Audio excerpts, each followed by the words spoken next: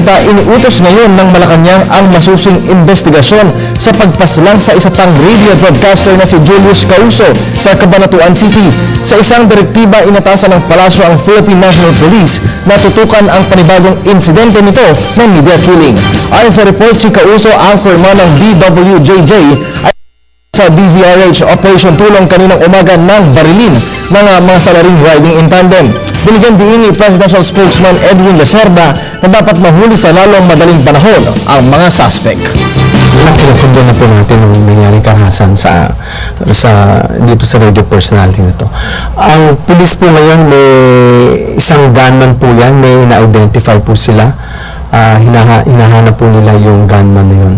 Pangalawa, tinitinan po they're looking at the motives of this particular killing, whether it's personal or work related. So those things will be identified. Certainly, we condemn all acts of violence against media personalities, and we've said that before. But in our country, there's a unique situation where a lot of the killings have been either personal or work related, and in every instance we try to sift through the motivations of each killing, and some of them are work related, some of them are personal.